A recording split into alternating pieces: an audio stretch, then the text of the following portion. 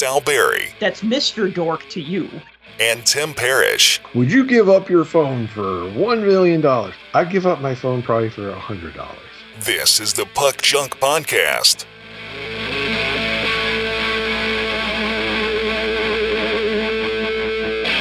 Hello and welcome to the Puck Junk Hockey Podcast. I'm Sal Berry and with me is Tim Parish. And today we're going to talk about some of the trades and free agent signings that have happened in the NHL over the past couple of weeks. We're also going to talk about the upcoming National Sports Collectors Convention, which is taking place in Chicago. And we're going to talk about my new latest obsession, which is the Puckdoku online hockey grid style game. So we're going to talk about these fun topics today. Tim, how you doing? You went on a vacation. I did go on a vacation. Far, far away. Do you feel recharged? No. I feel tired. Really? From a vacation? Yeah. You kind of have to come back from vacation to actually get a vacation from the vacation. So it's one of those ironies. Went with the extended family, went to, got a house down on the beach in the Outer Banks in North Carolina on Kill Devil Hills and spent the week. So it was nice. So you were on the beach? Probably 8 of the 10 days we were there, yes. Did you buy a shirt that says Life's a Beach? I did not, because it's not 1989, so I did not buy that. Did you take a photo of like your feet pointing towards the ocean? I also did not do that because I'm not my mother taking pictures for her Facebook page she doesn't know how to use. So believe it or not, I took hardly any pictures. In fact, the nice thing about this trip for me personally, I didn't take very many pictures. And the reason why is because I put my phone down and I barely touched it the entire time I was gone. And that was nice. That was super nice. No checking emails, no checking social media, no checking text messages, answering phone calls, dealing with, telemarketers calling all the time, whatever. It was nice to just completely separate from that for a while. That is nice. Yeah. And then at the end, I realized I actually don't really miss it. So people always ask, would you give up your phone for $1 million? I'd give up my phone probably for $100. What'll 50 get me? Yeah. So you had a vacation, and that's always nice. Yeah, it's kind of the slow season in hockey, but I want to just mention that the Puck Junk online shop is got a new address. I'm still selling online, but now I'm selling my shirts online at Etsy. So the address for that is etsy.com/shop/puckjunk. And I'll make sure that all the links that say shop.puckjunk.com redirect to the Etsy store. And I'll also be launching another shirt soon. More on that later. Don't want to talk about it right now, but it's a secret shirt. It's going to be a good one. Does it say Life's a Beach? It does not, but I'll say this. It is not hockey related, but it is card collecting related. And that's all I'm going to say right now because I actually want to debut it at the National. Maybe I'll put a sneak peek of it out early, but when I have it in hand, maybe. But I'll definitely have a new shirt to sell at the National. Sweet. And the other thing is that I'm going to be doing a giveaway. I've wanted to do this for a while. So what I decided to do is I made up a set of 6 cards called the Puck Junk Bad Hockey Card Hall of Fame Trading Card Set. This is Series 1. So there are 6 cards. There's 5 cards plus a header card and a checklist. The front has a scaled down version of the card in question that we're talking about. So the front has an image of the card that we're talking about. And the back has a write-up about why that is one of the worst hockey cards ever made. So the front has like a little picture of the hockey card and the Puck Junk logo, and it says Bad Hockey Card Hall of Fame. And then on the back, it has a write-up about that card and why it's just a terrible card. I made up 500 sets.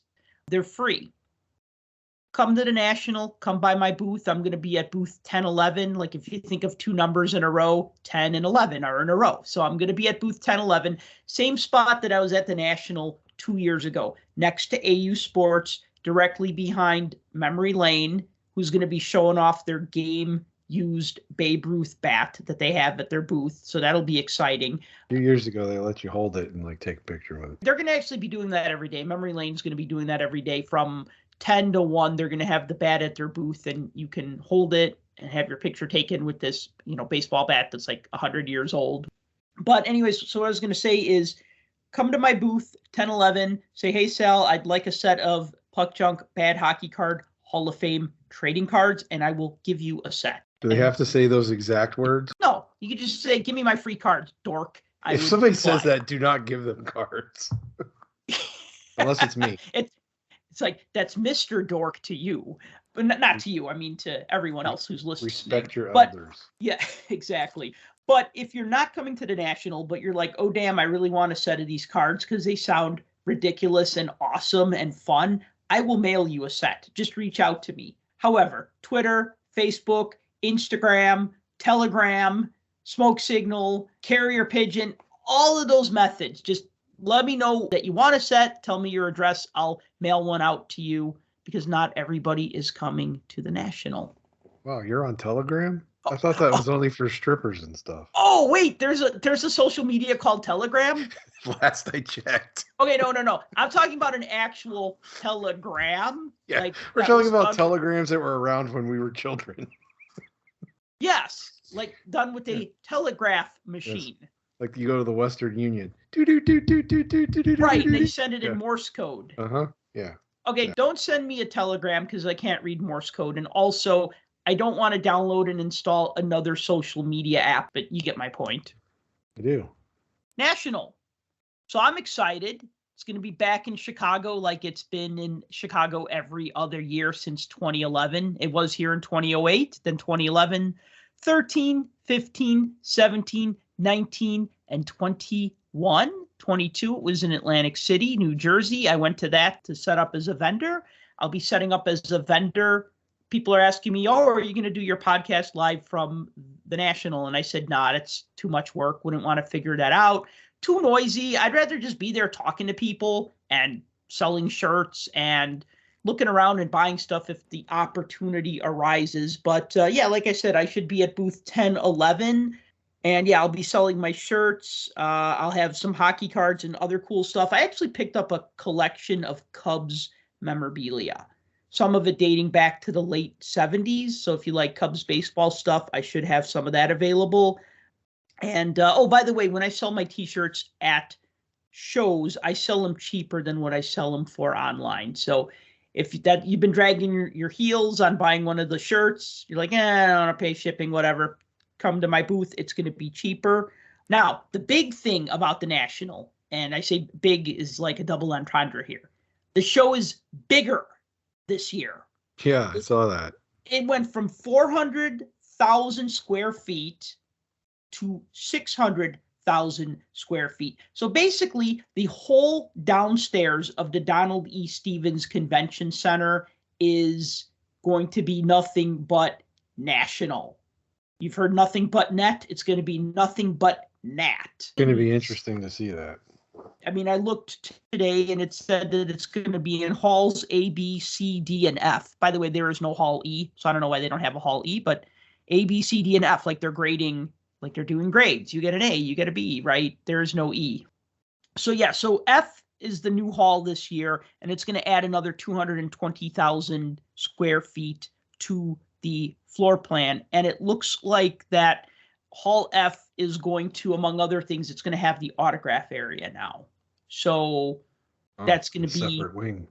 Well, yeah, it's not going to be just autograph. And unfortunately, I did download the PDF. If you go to puckjunk.com and you look at the most recent Clemente's Corner, I'll be sure to link to it. He talks about the National, and he links to a floor plan of the National that they provided. But of course, it's like really tiny and you have to zoom in, to see anything. But it just basically looks like that Hall F is going to be like the autograph area and, some more vendors. it's going to be huge. I mean, I got to tell you, when I went to the National for the first time in 2008, it took me all day just methodically go from one end of the show to the other. I didn't do any redemptions. I didn't do any raffles. I didn't do anything. All I did was walk the floor from one end to the other. And it took me the whole day to do it. I mean, I was taking my time. And that was it. Then the day was over. I didn't have time to double back or anything. So that's why I always tell people, if you go to the National, try to go for 2 days. For years, I've only done the one day, and it's very difficult to go through the entire thing.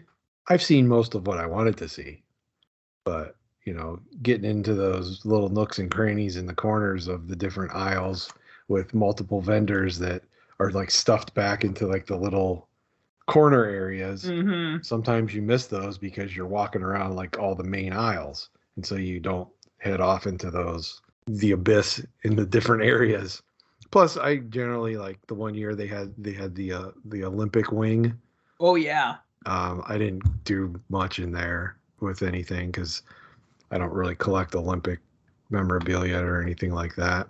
We kind of walked through a part of it, and it was kind of cool to see some of the stuff, but I didn't spend a whole lot of time in there, and I generally don't go to the autograph pavilion. So there's a chunk that I usually cut out of my path around the venue. So one of the coolest things I found at a National, and it happened to be that year that they had the Olympic wing. I'll tell you, this one guy had all this cool European hockey and Soviet era hockey stuff. Nothing was priced. I'd be like, how much is this? He'd be like, $20. And I'm like, how much is this? $20. I'm like, dude, he didn't really have any concept of like, I don't know, say what things should sell for because he was an Olympic dealer. But like when I talked to other dealers who were dealing in Olympic memorabilia, basically the consensus was that a lot of them weren't actually dealers. They were collectors who just set up there, and they were more interested in trading with each other and kind of adding to their own collection. So they weren't necessarily like seasoned sellers who are like, hey, I got to like come up with some more realistic prices if I want to make back my table. Like, Makes like total I buy sense, things. that's a niche market. I couldn't see you possibly making a living having a store where you only sold Olympic memorabilia. Unless, of course, you were located in Lake Placid or something of that nature. But the one thing he had, and I'm so glad I bought this, it was a 5x7 photo it was a team photo, it was a group shot, and it had a young Dominik Hasek. It was his first year on his Czech team. And so he was in the photo, and his teammate who ended up playing in the NHL, Yuri Hrdina, is also in the photo. I looked at that and I said, oh, that's a young Dominik Hasek. And I'm like, how much is this? And the guy's like, $20. I'm like, how about 10? He's like, okay. That was cool. Because then I was just so geeked that like, here's this photo of Dominik Hasek as like 18 or something. And it was from like 1984. So it was like a really cool thing. And that's the kind of stuff that I love finding at the National. Yeah, I mean, I could tell you, I bought a Beehive Alex Ovechkin rookie because it was what I could afford. I couldn't afford his Young Gun, but I could afford his Beehive rookie. And I was happy that I bought that. But, I also found things like one year I found a guy that had stacks of like uncut sheets of cards of like the Red Rooster, Calgary Flames, and Edmonton Oilers sets from like the 80s. And I think they were like $1 each. And this is like a full set. One had the Brett Hull card as a Calgary Flame. And I'm just like, $1? Okay, sure. If you have the time to look, time is a luxury. They always say time is a luxury, and it is. And if you have the time to look, you can find some really cool stuff. And especially like, let me ask you if this ever happened to you. You walk by a table, it's swarmed with people. You go, I'll come back. And then you forget to. I mean, all the time. All the time, right? So you get that second day and then you go, I need to hit that table. I'm going to go there as soon as I can to get there before it gets crowded. 2 things happened to me, or 3 things. That scenario, or There's a table that has a ton of either dollar boxes, quarter boxes, or whatever to flip through. Mm-hmm. And I can't get to it because there's 7,000 people sandwiched together going through it at all hours of the day. Or there's a ton of people standing in front of these tables, and I'll happen to catch a glimpse through the mass of humanity and see that what looks like the vast majority of the table is graded cards Mm-hmm. or vintage graded cards. And I keep walking. You know how many times later on I've heard from people, hey, were you at such and such show? Yeah. Did you see that guy that had all that 80s weird food issue hockey cards? I'd be like, no, where was he? And they'll say, oh, it was that table with whatever. He had all this graded stuff, but then he had this box at the back of the table that had all this stuff in it. I'm like, Mm-hmm. see, that's what happens to me. Because I don't want to stand there and look at all that stuff. I'm like, I ain't got time for this. I got to move on. And then I miss out on it. So yeah, having an extra day, like I said, I've spent many, many, many years just only going one day. And yeah, I've missed out on a lot, but I've also had a ton of fun. Even on the years where we didn't do as much circling around and going table to table, and we spent more time working through the promo stuff Mm-hmm. with all of the manufacturer booths and vendor booths and corporate sponsor booths, because there's giveaways all week long Mm-hmm. from all of the bigger vendors and corporate sponsors. Pretty much every one of the bigger booths is going to have something going on, some promotion, pack redemption programs, giveaways, raffles. Just there's going to be so much stuff. It can be quite overwhelming. You just kind of have to look at what's going on, and that's what I recommend. If you haven't been to one of these before, take a second, go on the Nationals website.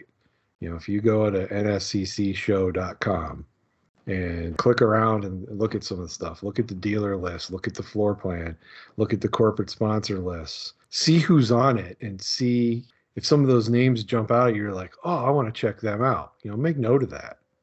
That way you get a chance to do that, and you don't have to worry about trying to find them later and go do other things, because especially if you go early, you hit a lot of these places up, you'll see, instead of in the mass humanity of people trying to figure it out, you'll have time to walk up and look at the signs and see what they have going on the rest of the week. So if you're there multiple days, you can get an idea of how to schedule your events out to know what you want to take part in.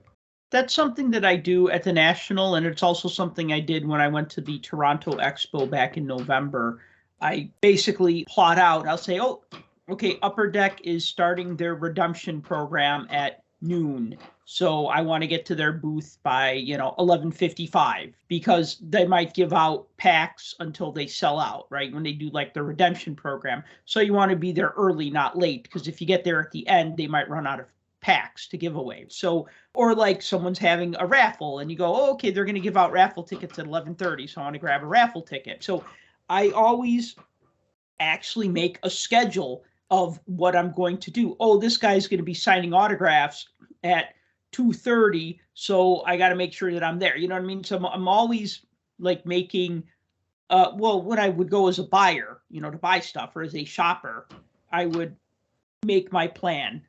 I was going to say, Upper Deck should be doing some sort of redemption. As of right now, I haven't heard anything about it. They usually announce that pretty close to the show, and usually it involves buying some cards and opening them at their booth, and then they give you a special pack. But I want to ask you, because you've brought your boys to the National before. Have. And they usually do, some of the dealers or vendors or corporate sponsors do kids breaks. Some of them do, yes. Why don't you tell us about those? They have in the past. Why don't you tell us about those? Essentially they're free group breaks that they open up to kids, and you go there and you register, and when it's time, you get a team, like a random team of whatever that is they're breaking, and then they sit up there on their little stage area or wherever it's being held, and they just start ripping into packs, and whatever they pull for those teams, if you're assigned to that team, you get the cards. It's pretty simple. It's just like a box break that most people would normally participate in that do that sort of thing. but they were always a lot of fun. You know, when the kids actually enjoyed spending time with their father, they would. I don't want any sympathy. I lived for this moment. This is the moment every parent waits for, is when their kids don't care about them anymore. So we did the Panini ones. They were doing the free kids breaks. I can't remember what year it was. I had to be in the 2010s sometime. Did they still have the hockey license? Yeah, I think so, but these were all football. These were all football Okay. breaks. And so the kids signed up, and then when they put them on a list, they're like, okay, you guys are going to be in the 2:00 football break for Panini Gridiron, or I don't know. I don't even know if that's a thing, but we'll call it that. Some set, and they would have a case. It'd be a case break. So we come back there at 2:00. If your name's on the thing, the kids go up, they get their registration packet. Now, this one, in their packet, they had lanyards that had the teams on the lanyards, so they knew who had what. And then they just went through and ripped the boxes and ripped the packs and pulled stuff. I think all three of my kids got something, if I remember correctly. Oh, they did football and basketball. That's right. Now that I think about it. All three of my kids got something. Two of them got 2 hits. One of them only got 1. So, but yeah. Like I said, they're fun. I don't remember Upper Deck doing a kids break, but maybe they have. I only think I remember it with Panini. Yeah, that's what I'm saying. I don't. Tell people about the goodie bags that Panini gave the kids with the extra special goodie that was inside of it. Oh yeah, I think it was that same year. They gave the kids their pack that had their lanyards in them, and there was all kinds of stuff in it, including a box cutter. Which, okay, fine. It was one of those safety ones that it pops back in, but still, there were like little kids. Like, come on, really? And it was a Panini box cutter. I mean, I know it's up to the parent to take that away from them, but do you really want to put potential razor blades in the hands of kids? So probably wasn't the best thing to do, but I understand why they did it. It was a promotional thing and whatever, but yeah. Sometimes you got to think. Sometimes you got to think beyond the self-promotion practicality level. Yeah, and the self-promotion, right? Yeah. Like, is this appropriate? Yeah, but I still have that box cutter actually. Oh yeah. I don't know where the other ones went, but I still have the one. Somewhere around here. I think it's in a drawer somewhere. You know, I'm going to tell a quick story, because when you said that you miss out on things, or you look at a table and say, oh, they don't have anything that I want, and then later on you find out that they did. So one story I like to tell is one year at the National, I walked by this guy, he had like 4 tables full of autographed baseballs. Like, just the whole tables were just filled with baseballs. They were all in like lucite cubes, you know what I mean? It looked really nice, it looked really tidy, but I mean, I could just look at it and go, nope, that's signed baseballs. So that was almost like the speed lane. I would just hurry past his table because I knew there wasn't anything that I wanted to see. Not even like I'm going to slow down and look a little, like, oh, maybe there's something, right? Yeah. The last day, I'm going by his table, and he has a Blackhawks jersey hanging, and it's the 1938 style, like kind of like what the teams wore during the 75th anniversary season in 91-92. They've referred to it as the Blackhawks barber pole jersey because it has like the red stripes across it. Yeah. And I've always wanted one of those. And I saw that and I stopped, and I'm like, how much is that? He's like, I don't know, it's like $50 or something. I'm like, oh my God. I'm like, I've wanted one of these for like almost 30 years, you know? And he's like, oh yeah, my buddy wanted me to bring it and try to sell for him. And he's like, and I just remembered to put it out today. So he was happy that he sold it because he forgot to put it out. And, you know, I bought it and I was happy to have it. So that's and that's another benefit of being there multiple days, because you can see potentially things that you weren't available a couple days earlier. Like, for instance, one booth that's notorious for that, and I don't know if you've ever sought these guys out, but the Singles Club booth. Mm-hmm. they've been to the last few nationals.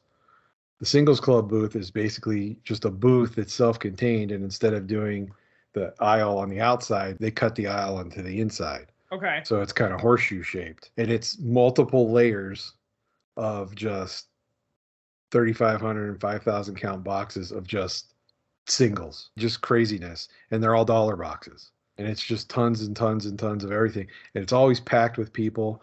I mean, there have been multiple years where I don't know if it was the last Chicago National or maybe the one before, but I think Burbank went in and bought like the guy's entire inventory. By the time I even made it over there, they were wheeling all the stuff out on dollies and hand trucks. And I was like, what's going on here? Oh, that guy bought everything. I was like, oh, okay. I think it was the guy from Burbank. I forget his name. But yeah, the singles club, their stuff changes almost every day. They put new stuff out like every single day. So if you went and dug through their boxes for an hour on Thursday, if you go back on Friday, it'll probably be completely different. Yeah, and one piece of advice I'll give to anybody, if you're going multiple days, dealers usually bring more stuff than they could put on their table. They almost always bring more stuff. I'm guilty of this. Like the last national, I couldn't put everything up, so I brought books to sell. And I didn't have any room for them. And then one day I had room for them, so I put them out. And then people are like, oh my God, a book about the Rangers. You know what I mean? And it was just like, so of course it was like good timing, but like you don't know what they have. And sometimes you don't know to ask, and they don't know to, like sometimes I forget about stuff. Like people will be like, oh, do you have any of this? And I'll say no. And then they'll walk away, and then I'll look under my table. And I'm like, oh, darn, I actually do have that. I just totally forgot that I had it because it was under the table and not in my mind. Because you only have so much display space. So you can't, that display space is precious. So are you going to throw what you think is going to sell out there? ... Of course. And you're going to have the other stuff in a box underneath. And not everybody is adventurous enough to go up and ask the question, do you have ... whatever, Right. Fill in. And so they may just walk by it and not do it. I think the guys that have like the sections where they have, 10-foot space and they throw 2 or 3 tables in there, but then also behind the tables, they brought like their own plastic shelving and they build the plastic shelving up behind it so that they have more surface space. And it kind of like makes it step upward. That's smart if you have the ability to do that, because then you get more ability to display. The dealers that utilize every inch of the space that they're given have a better chance of finding something that somebody is gonna want. So the other story I want to tell really quick, and I want to say it was at a national. It might have been a national. It might have been a sports card spectacular or whatever. I can't remember. But I remember you and your wife were there, and we were hanging out, and then you guys were leaving, and then you said to me, oh, I know you're on a pocket schedule collecting kick. And you're like, and I saw this dealer that had these pocket schedules. And I said, oh, okay, yeah, show me, right? So you pointed me out to him, and then you guys said goodbye, and you left. And so I'm looking at this guy's table. That. Okay. And, and I'm buying these pocket schedules from like the 80s, early 90s, kind of like my wheelhouse. But he had these unused tickets for the 1992 Stanley Cup Finals. And these were the Penguins tickets. So they're referred to as phantom tickets because they didn't have like a seat number stamped on them and a row number. They'll like print up these tickets, and then they will like later on they'll stamp the numbers on them. Yeah, these right here. Yeah, the ones that are, so these, okay, yeah. The ones that are behind me on camera. We're spoiling the story. Yeah, well, they can't see your camera. But what happened is that, so they had these phantom tickets.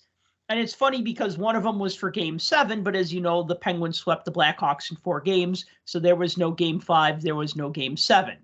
And so I bought like every one that he had. I'm like, oh my God, these are great.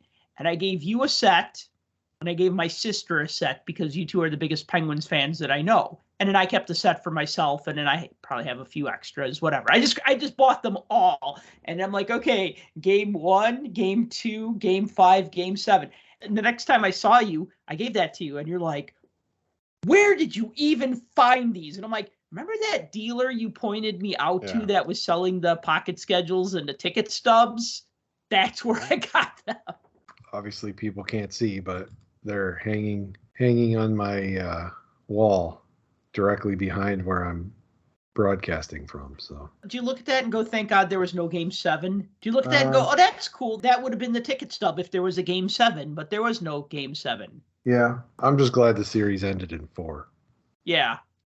So let's talk about this new game that I'm semi-obsessed with called Puckdoku. And I say semi-obsessed because you only play it once a day. Otherwise, I'd probably be playing it more than once a day. I'd probably be obsessed with it. But because there's only one game per day, that's all I do. I do the one game, and then I wait for the one the next day.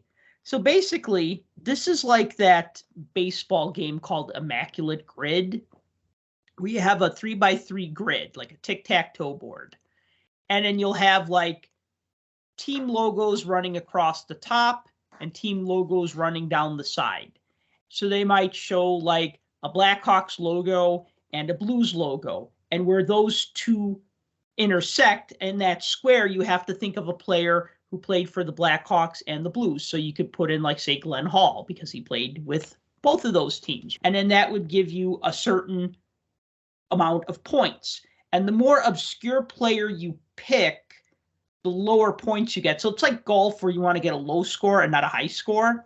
So, of course, you know, the more obscure you go, the better. But then sometimes there's also like statistics. So it might say 50 goals in one season, or 40 goals in a season, or Vezina Trophy winner, or something like that.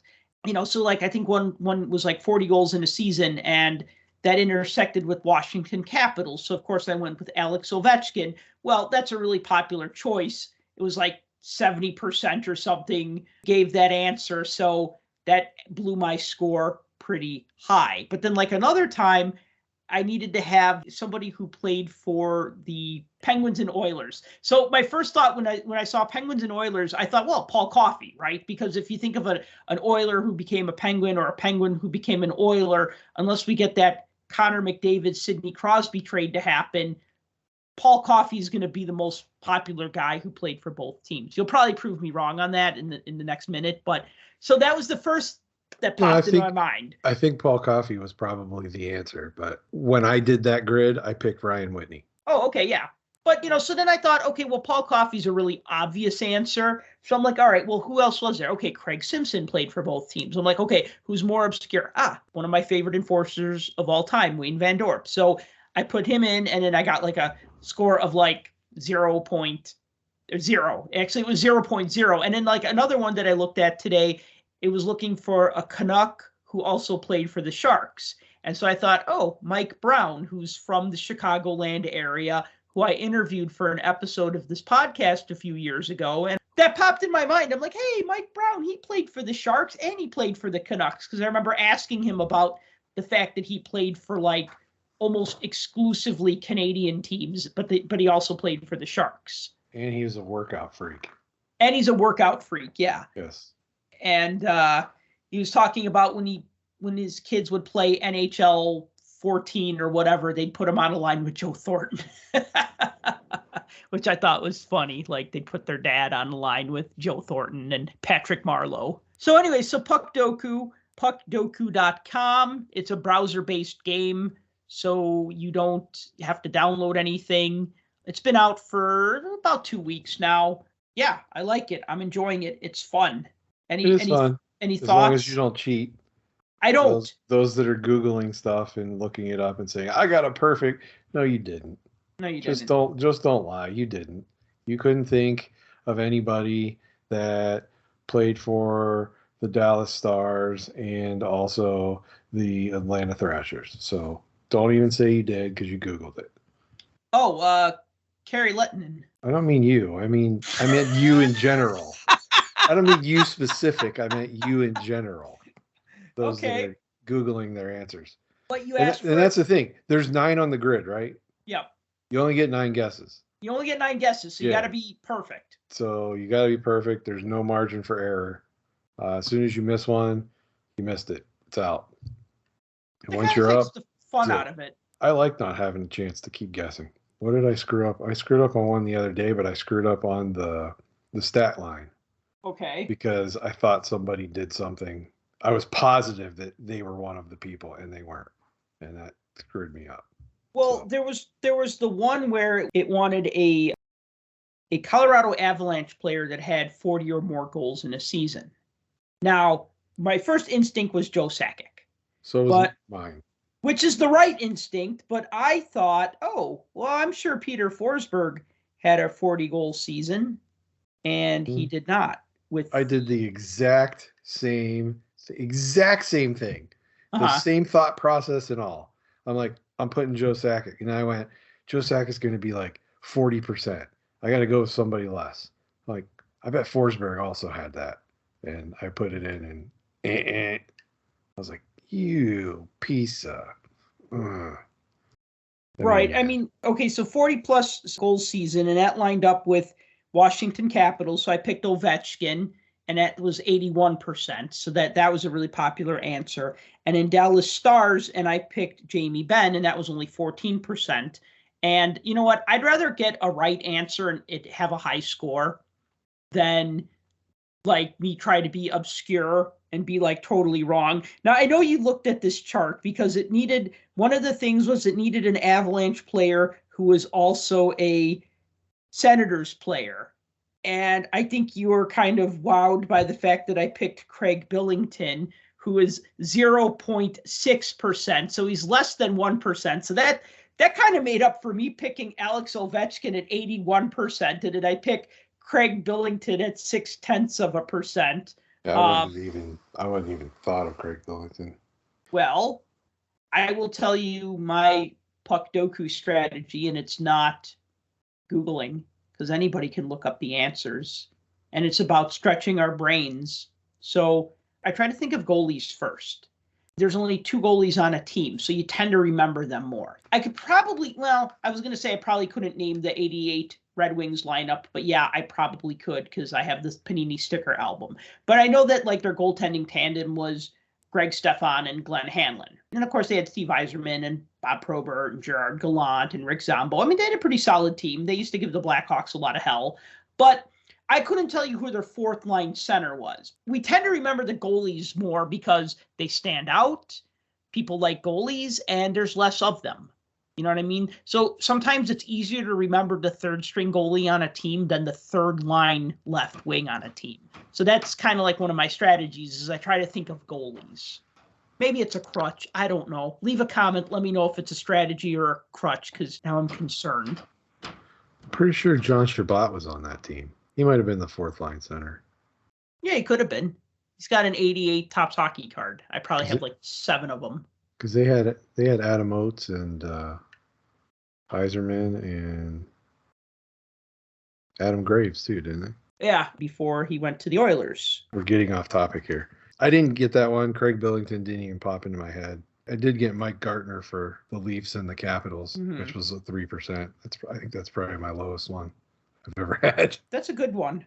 My strategy is I think of my Hockey Hall of Fame binders that I have, and I just go page by page in my head, and I picture the cards on the pages of the uniforms of the players.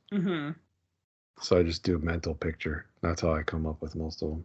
Because most of my answers, if I can, I answer with a Hall of Famer. That's good. Yeah, and I answer with a goalie. So I guess both of those are good strategies. Well, and the reason I answer with the Hall of Famers, because I've noticed over the last week of doing this, Hall of Famers have very low scores. Because I think most people playing this are newer fans and don't even think of the Hall of Famers. Good point. Although I will say one complaint that I have, and this is a me problem and not a game problem. But I'll look at it, I'll be like, too many effing expansion teams, right? Like one time it was Minnesota Wild and Nashville Predators. I'm like, oh, come on. They didn't intersect with each other because I would have used Ryan Suter for one of them.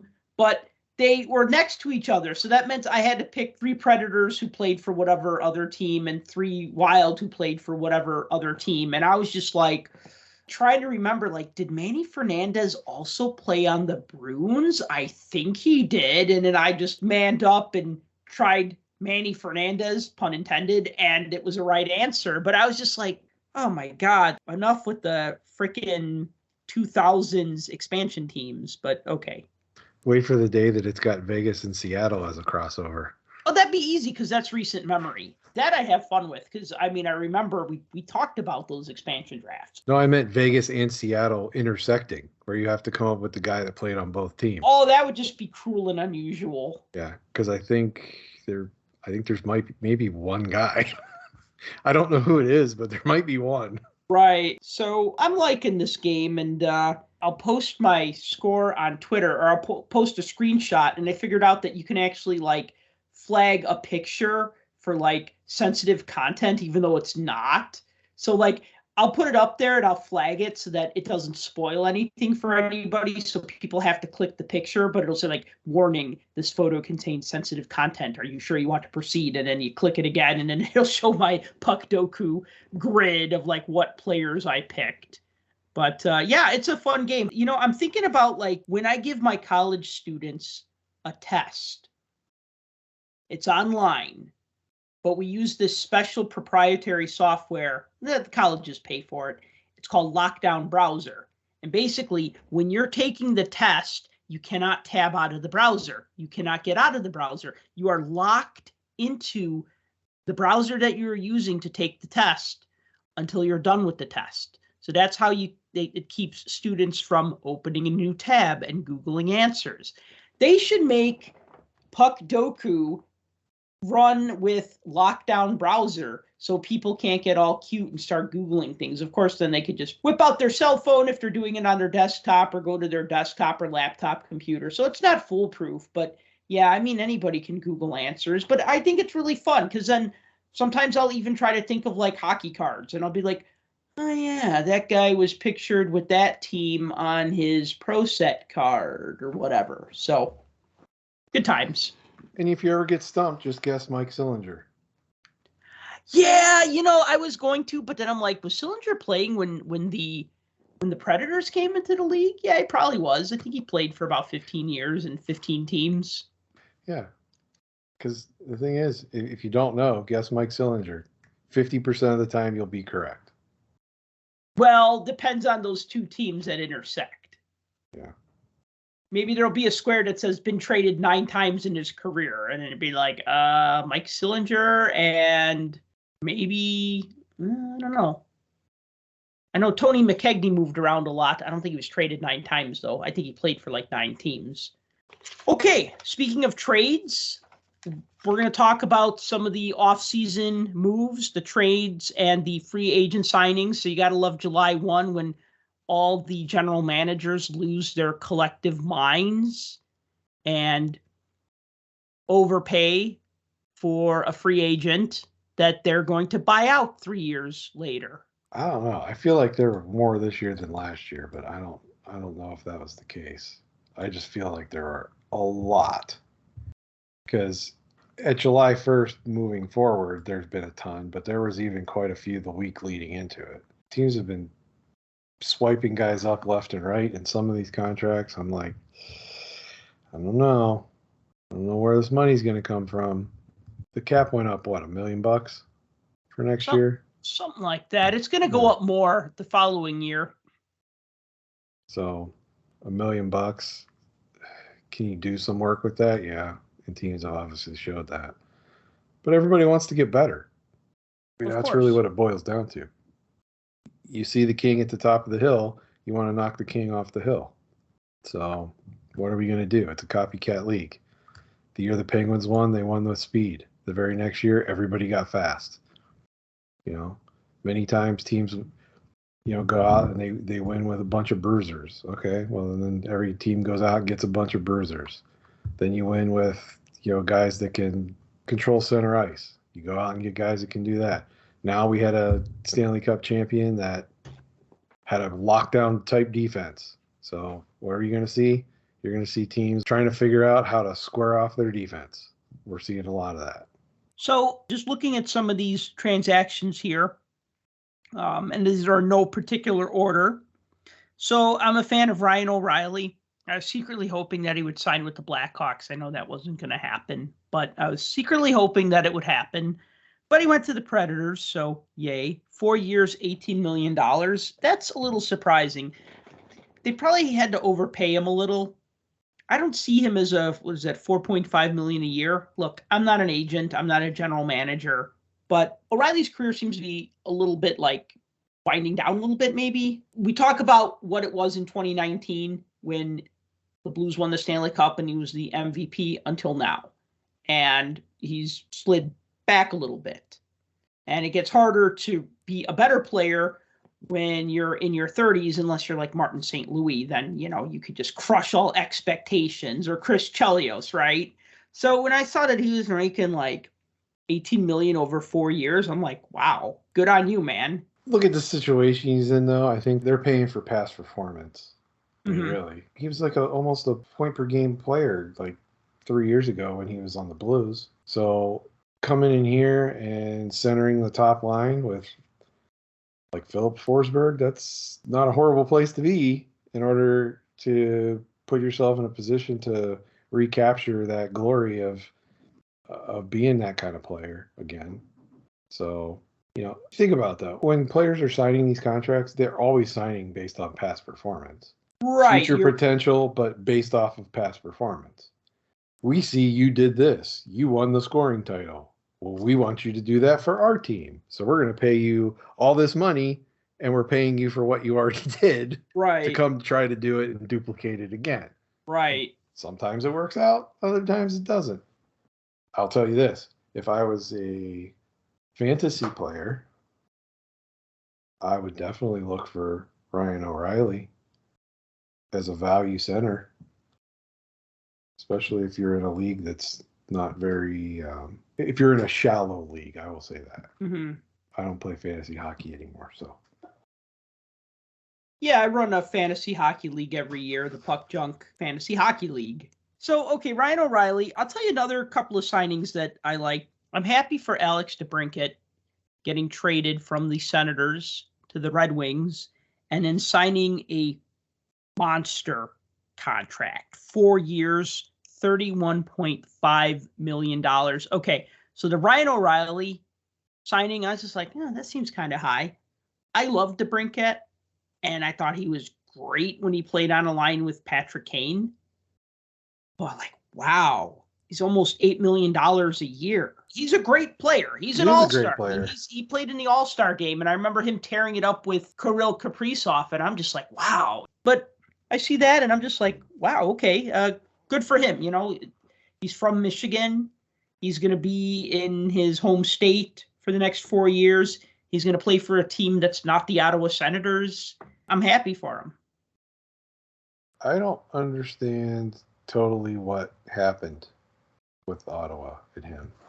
That should have worked out. For some reason it didn't. I'm not really sure why. I thought he should have fit in well with that team. Right. But he's going to have a really good opportunity now to make a big splash playing where he wants to play. Another thing that impressed me by the Red Wings is they signed JT Compher as a free agent, and Compher played for the Colorado Avalanche. Now, the reason why JT Compher is on my radar is because he's from Northbrook, Illinois. So I kind of been following his career. I used to play in a men's league, like a low-level beer league, at the Northbrook Ice Arena. And they had a big picture of him in the hallway. They had like their wall of fame, and they had a picture of JT Compher holding up his first goal puck. So as I was walking to the locker room, at 10 o'clock at night to play like a 10:30 p.m. game on a Tuesday night or whatever, we'd pass the big picture of JT Compher on the wall, one of the hometown heroes. He's a good player. He's like quietly good, because when you think of Colorado, you think of like 4 or 5 other guys ahead of him. But he's a guy that would score for them in clutch situations. I mean, he's a solid player, and I feel like with Detroit, he's going to have more opportunity to basically grow. He was maybe like a second line or third line, but with Detroit, he's going to be probably second line. Yeah. But again, he's being paid for what he did recently. Right. The 52 points last year, his career high, that was certainly what got him that contract, and good for him. From a hockey standpoint, I mean, you got to like what Stevie Y has been doing with the Red Wings. I mean, all of those signings. The fact that he was able to kind of pluck Alex Lyon from Florida and bring him over there. They got James Reimer on a 1-year deal to kind of be that 35-year-old mentor type goalie. I mean, that's one thing that Detroit needed was a back end. I mean, they're on their way for that. I've always liked Shane Gostisbehere too. He's had issues, but between the Hurricanes and the Coyotes last year, he had 41 points. So, they bring him on, and just all those general signings that they made. Heck, they picked up Daniel Sprong from the Kraken. Where'd he come from? He was on the Penguins forever, basically buried, and then disappeared, bounced around to a couple teams, ends up on the Kraken and gets like 46 points in 60 games or something like that. It was ridiculous. Sometimes you just need the opportunity. So, yeah, I mean, I really like what Yzerman's been doing with the team. I mean, I'm not a Red Wings fan by any means, but if I was giving GM report cards based off of what they've done thus far, I would say he's head of the class, if not up there. He's definitely throwing the curve off for the rest of the guys. I like what the Carolina Hurricanes have been doing.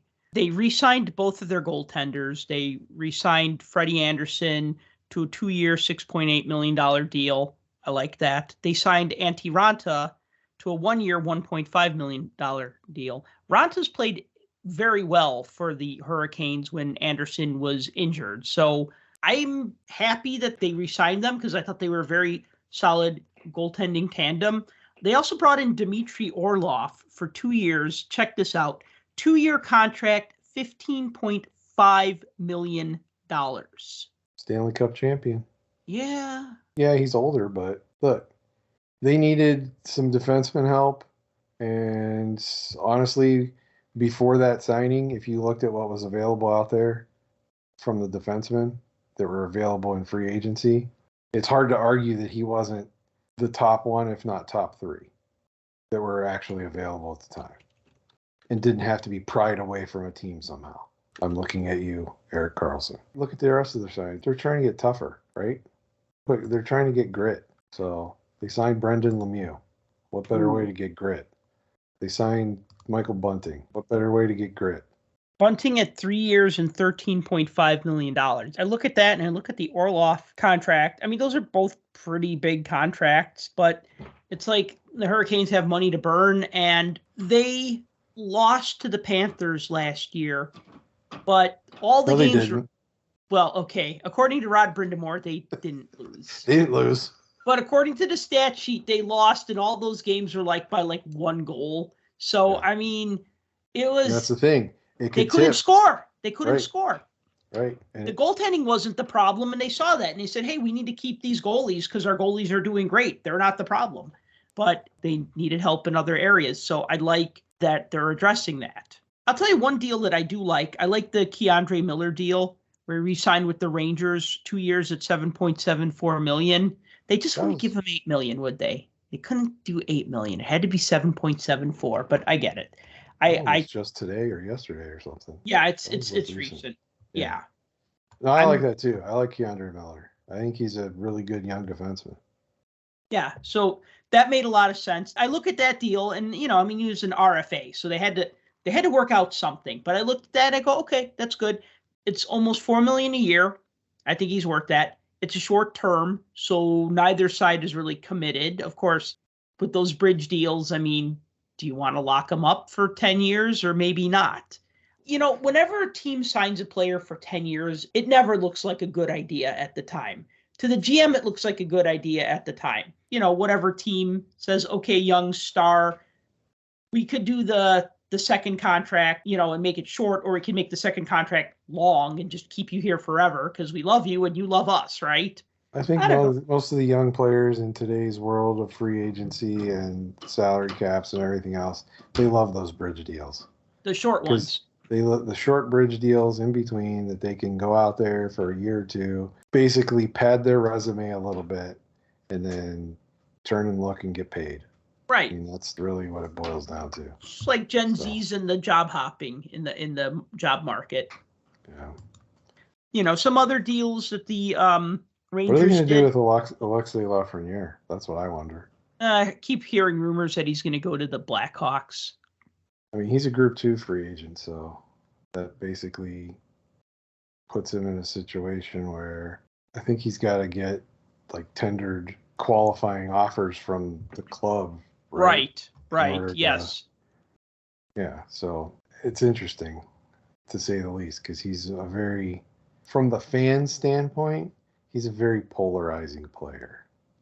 I still think people need to leave him alone because I think he's going to be fine, but not every Ranger fan is of the same ilk. When it's a first overall pick, there's always going to be a lot of pressure anyway.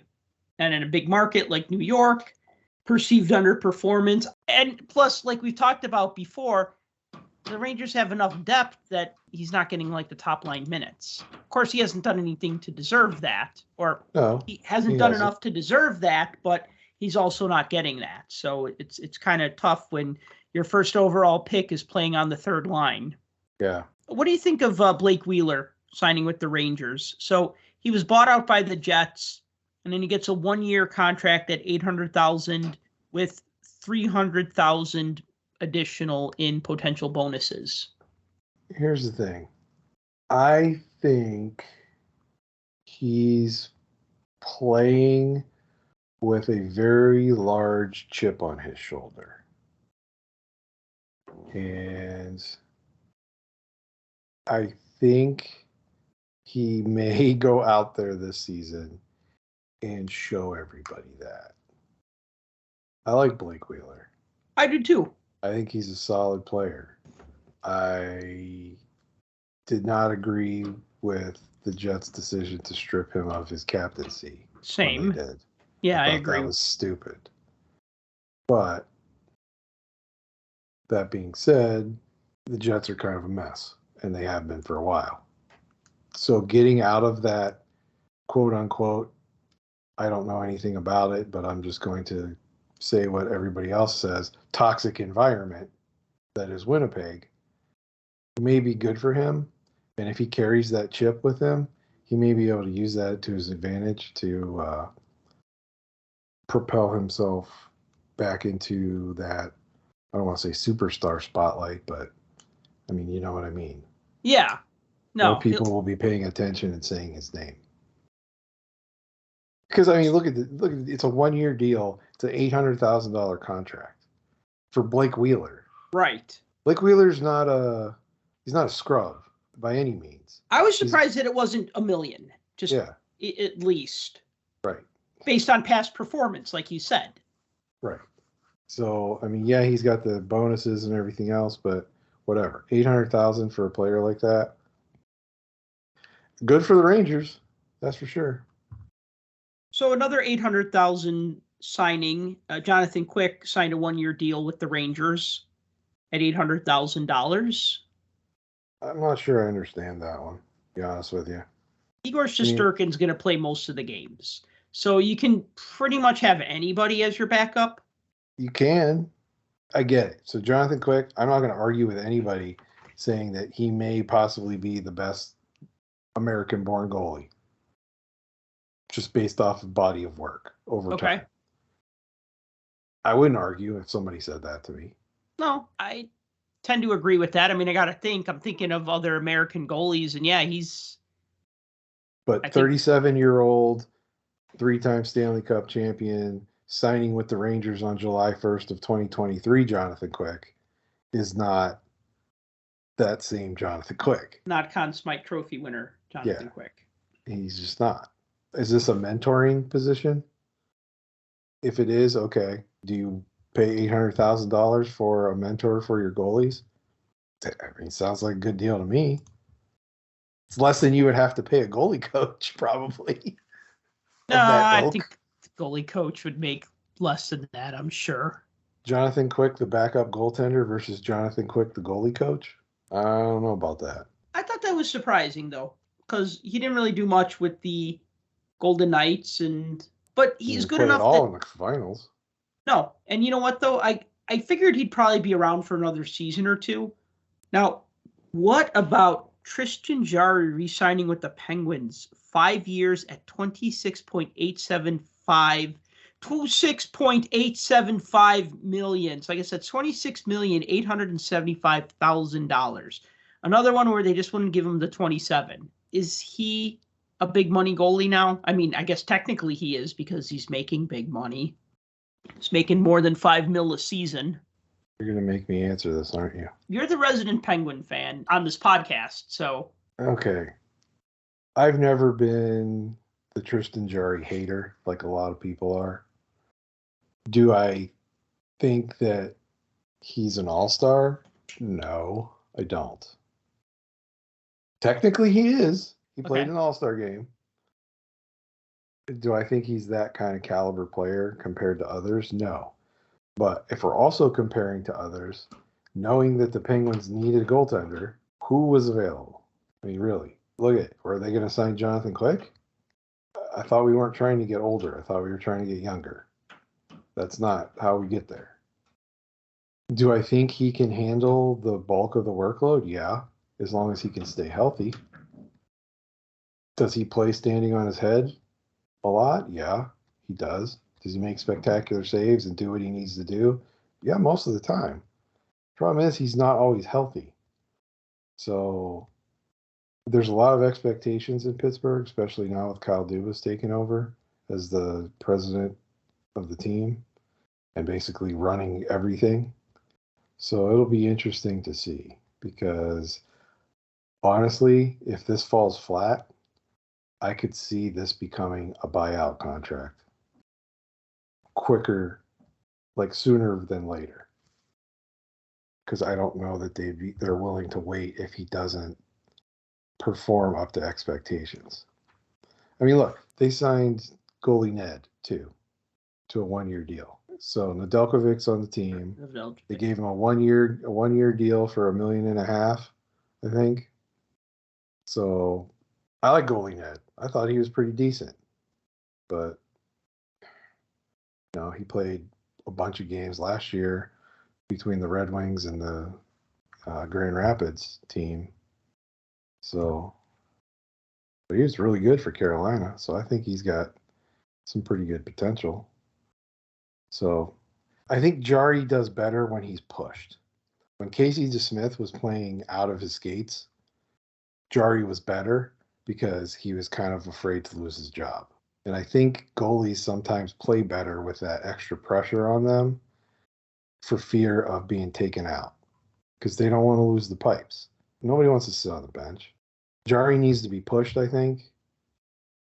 I don't know that goalie Ned is the guy to push him, but I think he's capable. Let's put it that way. I'm more interested to see how this team's going to pan out, considering all of the signings that they've had. Mm-hmm. Did you see some of the people that Pittsburgh signed? I noticed that they signed Vinny Hinostroza to a 1-year, $775,000 contract. So I mean, there's a bunch of names on the list of guys that were signed that I haven't heard in at least a year. Hinostroza is one of them. I can't recall the last time I heard his name called, to be honest with you. Matt Nieto. I can't remember the last time I heard his name called. And they signed him. Nola Chari. People talked about him for a while, and then I didn't really hear any peep. And Lars Eller, that's the one I can't figure out. This isn't Stanley Cup Lars Eller. This is different. Right. So I'm not sure. I like some of these signings, but I'm just not sure. Pittsburgh has a lot of things that they have to show, considering their epic collapse at the end of last season, to knock themselves out of the playoffs and just set the whole playoff system on its ear the way they did. So they have a lot to prove, and they're not getting any younger, and the core group is still there. So, can they still win with these guys? Sure. There's no reason to think that they can't, other than the fact that I don't know that they have absolutely everything that they need to get to the point where they're going to push themselves past that first round exit that they seem to find every year. Okay, so changing the subject, contrast Tristan Jarry signing with the Penguins and then Ilya Sorokin re-signing with the Islanders at 8 years, $66 million. Sorokin is an $8 million and change a year kind of goalie now. I don't disagree with that. Sorokin's one of the best goalies in hockey. But $8 million a year? Yeah. For a team like the Islanders, sure. Yeah. Did you think a little bit about Rick DiPietro, though, when you saw that news that they signed a goalie for 8 years and $66 million? It's certainly hard not to. Right. But also, I mean, we're not talking about a guy that was just drafted and we're going to throw a bunch of money at him because we think he's going to be the, second coming of Billy Smith. It's a guy that's already played for a couple of years and proved himself worthy enough to be put in a situation where he's getting paid. Because honestly, there are many, many times I go back and forth. Is Sorokin better or is Shesterkin better? And Shesterkin, I think, is more well-rounded. But then he'll have nights where I'm just like, what is this guy? He'll let in a ton of goals and softies and everything else. But then on those same nights, I'll see highlights of Sorokin, and I'm like, wow, this guy's really good. So it's like, yeah, he's definitely better than Tristan Jarry. I don't have to even go out on a limb on that one. I'll tell you that. But I think if you're going to get yourself in a position where you have to lock down that shutdown franchise type goalie, that's the price. And then we had Max Domi signed with the Maple Leafs I was surprised just 1 year, but I guess they're going to probably do a 1 year and then renegotiate when the salary cap goes up, because Max Domi had a really good season. He was the best thing on a terrible Blackhawks team. And then he went to the Dallas Stars and he did really well in the playoffs. And I'm surprised that it was just a 1 year, $3 million kind of deal. I think it's a great signing for the Maple Leafs. Absolutely great for the Maple Leafs. I'm surprised that it's not a longer term or that it wasn't more money. I mean, I don't know if Max Domi's a $5 million a year kind of player, but I look at some of these contracts and I go, well, maybe he is. We talk about paying for past performance versus potential, right? He had a pretty good season last year, so he shows potential. But yeah, it's definitely a good deal. If he does awesome, then he can really cash in next season or the season after. Well, at least Toronto gets another Domi on a jersey. Yeah. And then you had Tyler Bertuzzi also signed with the Leafs. Ryan Reeves also signed with the Leafs. So this team's getting a lot you get a lot tougher with Ryan Reeves, but I mean, even with Bertuzzi and Domi. The Leafs mean business. They don't want to be bounced anymore. They're sick of it. They're trying to find something, anything. And their fan base is just, they've had enough, honestly. Mm-hmm. And I don't think these are bad signings. I don't think these are like, wow, they're just really pulling at straws here or anything like that. These are still solid, viable players. Plus, I mean, you're also adding some offense to the back end. They signed John Klingberg, too. Offensive defenseman. I got to bring up the Corey Perry trade and subsequent signing with the Blackhawks because I'm scratching my head on that one. And I'll tell you why. Is he a great player? Yeah. Is he at the end of his career? Yeah. I don't think he's a Hall of Famer, but who knows, right? We've been surprised by some of the other Hall of Fame picks in the past. The point I'm trying to make is he still capable of playing in the NHL at 38? Yes, absolutely. Is he worth $4 million a year? I really don't think so. This is what I don't understand. The Blackhawks traded a 7th-round pick to the Lightning to get the negotiating rights to Corey Perry. So they could negotiate with him prior to July 1. So you see that a lot where teams will trade a draft pick for the rights to the player who's on a contract that's about to expire. And that basically gives them like a head start on negotiating a contract with that player. Now, to that player, they go, oh, wow, that team just traded a draft pick for my rights for the next 3 days because then my contract expires. They must really want me. I like to be wanted. Okay, I will listen to what you have to say. Okay, you're going to pay me this much? Cool. I'll do that instead of testing the waters where that might not work out. The guy is 38 years old. The Blackhawks give up a pick to get him, and then they pay him $4 million. Now, I get a 7th round pick. You're not going to get many NHLers in the 7th round, although there were NHLers who were drafted in the 7th round. But my point is like the Blackhawks could have just waited until July 1, called his agent and be like, we'll pay you $4 million to come play with us. Or they could have traded for him and then say, hey, how does $2 million sound? Assuming he'd still been around at that point. What do you mean? What if somebody else wouldn't have picked him up? Oh, no, I mean, if they traded for his rights and got him. Oh, you meant still traded for the rights but didn't negotiate until after the fact. I guess here's the thing. If you're going to overpay for a player, you do that on July 1 when their phone is lighting up with offers, right? Yeah. Or if you acquire their negotiating rights a few days before their contract expires, you can work something out in that span.